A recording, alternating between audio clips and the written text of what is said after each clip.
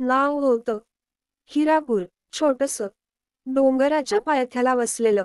तिथे एक कुटुंब राहत होतं. जगन काका, त्यांची बायको सुनंदा आणि त्यांचा एकुलता एक मुलगा अर्जुन. घर गरीब असलं तरी स्वाभिमानी होती. जगन काका गावातल्या मंदिरात पुजारी होते. सतत पुराण, धर्म, मंत्र, कर्मकांड यामध्ये त्यांचा जीव रमलेला.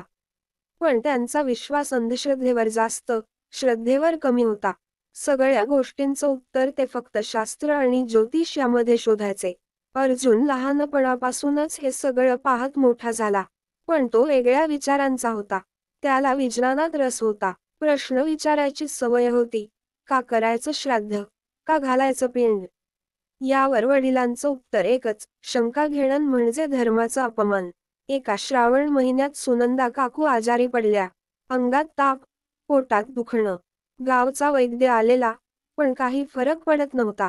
अर्जुन म्हणाला, आपण शहरात जाऊ, आईला डॉक्टरकडे घेऊन जाऊ. पण जगन काका म्हणाले, सुनंदाच्या कुंडलीत राहू आहे.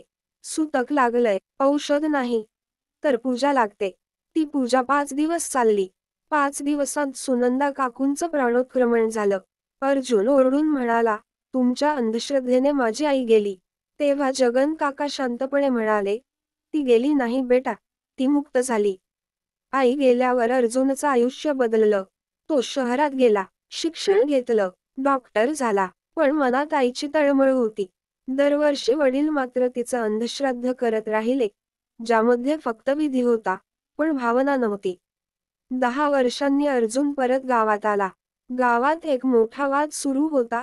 एका विधवा बाईच्या मुलाचा मृत्यू झालेला आणि लोक म्हणत होते, हिचं पितृदोष आहे. याच्या पिंडाला कावळा नाही बसला, म्हणून गावात रोग पसरतोय. अर्जुन हे ऐकून हादरला. त्याने त्या बाईला समजावलं. डॉक्टर आणले, निदान केलं. त्या मुलाला टायफॉइड झालं होतं, पाणी दूषित होतं. पण लोक काही मानायला तयार नव्हते. शेवटी अर्जुन गावात एक सभा घेतो. तो वडिलांसमोर उभा राहतो आणि म्हणतो, श्राद्ध करायचं, ते मृतांचं नाही, तर आपल्या विचारांचं. आई गेली, ती आजाराने, पण तिचं श्राद्ध हे आहे की आपण आजही तेच चूक करत राहिलो. मृत्यूनंतर विधी नाही, मृत्यूपूर्वी उपचार महत्त्वाचे आहेत. आणि आज जो गाव अंधश्रद्धेत अडकतोय, त्याच्याही एक अंधश्राद्ध व्हायला हवं. त्या दिवशी अर्जुनने गावासाठी मोफत आरोग्य तपासणी शिबिर लावलं. त्या विधवा बाईचं आत्मभान वाढवलं. आणि जगन काका, वृद्ध झालेले, थकलेले, शेवटी म्हणाले, मी पुजारी होतो, पण तुझ्या आईच्या मृत्यूनंतर खरं ज्ञान तुझ्याकडून मिळालं. आता मी अंधश्रद्धेचं नव्हे, विवेकाचं श्राद्ध करणार आहे. त्या वर्षी पहिल्यांदा अर्जुनने आईच्या आठवणींना एक पाण्याचा टाकी बनवून अर्पण केलं. जेणेकरून कोणत्याही आईचा मुलगा दूषित पाण्याने मरणार नाही. श्राद्ध करायचं असेल, तर मृतांच्या आठवणीचं नाही, चुकीच्या विचारांचं करा. आई गेली, पण तिच्या मरणानंतर आपण काय शिकलो, हाच खरा श्राद्धाचा अर्थ असतो. जर ही कथा तुमच्या मनाला भिडली असेल, जर अंधश्रद्धेच्या नावावर आजही कोणी आपल्याला चुका करायला लावत असेल, तर कमेंटमध्ये फक्त एवढं लिहा, प्रेम, विवेक आणि विचार हाच माझा धर्म आहे. अशा कथा समाजासाठी गरजेच्या आहेत.